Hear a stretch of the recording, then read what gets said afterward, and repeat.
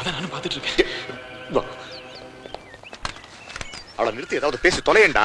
என்ன பேசுறதுன்னு தெரியலையே. Starting trouble. இது பாரு, உனக்கு ஸ்டார்டிங் ட்ரபிள் இருக்கலாம், அவ வண்டிக்கு ஸ்டார்டிங் ட்ரபிள் இருக்க மாதிரி தெரியல. நான் போய் ஸ்டாப் பண்றேன், ஏதாவது யோசிச்சு வா. Hello hello madam, excuse me, stop stop stop stop. Yes. License இருக்கா? யார் நீங்க? சிபிஐ. அதுக்கு எதுக்கு லைசென்ஸ்லாம் கேக்குறீங்க? நான் அதெல்லாம் கேட்போம். லைசென்ஸ் இருக்கா இல்லையா? நீங்க சிபிஐ, நான் எப்படி நம்புறது? Good question. நான் இப்படியே நடந்து போறேன், சிபிஐ ன்னு கூப்பிடுங்க, திரும்பி பார்க்கறேன். என்ன கிண்டல் பண்றீங்களா? நான் உங்களை அப்பவே நோட் பண்ணேன். ஒரு சர்ச்ல வந்து இப்படியே பிஹேவ் பண்றது. இருங்க இருங்க, தப்பா நினைக்காதீங்க. நீங்க யாரு? அவர் LIC, I mean CBI. I'll call the police. நீங்க நினைக்கிற மாதிரி இல்லைங்க. உங்ககிட்ட ஒரு முக்கியமான விஷயம் பேசணும். அதான். என்கிட்ட என்ன பேசணும்? உங்க ஃப்ரெண்ட் அர்ச்சனா பத்தி கொஞ்சம் பேசணும். அர்ச்சனா பத்தியா? என்ன விஷயம்?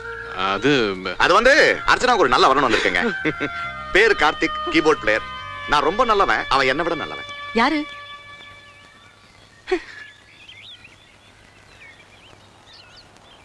தப்பா நினைச்சுக்காதீங்க.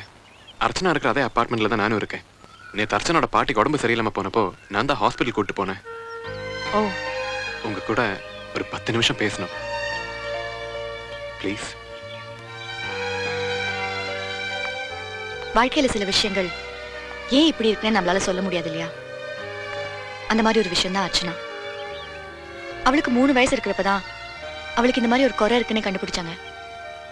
அதுக்கப்புறம் அவ அப்பா அவளையும் அவ அம்மாவையும் விட்டு விலக ஆரம்பிச்சாரு.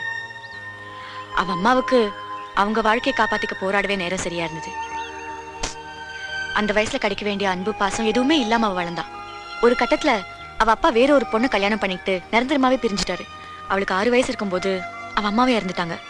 அதுக்கப்புறம் அவளுக்கு எல்லாமே அவ பாட்டி தான்.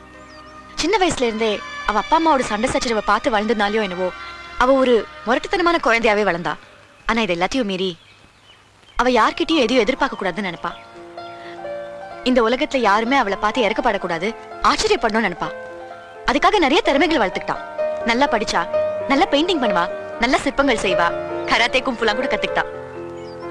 அத நான் பாத்துர்க்கேன். அவ ஒரு விஷயத்தை வெறுக்க ஆரம்பிச்சானா அவ மனசு மாத்துறது ரொம்ப கஷ்டம்.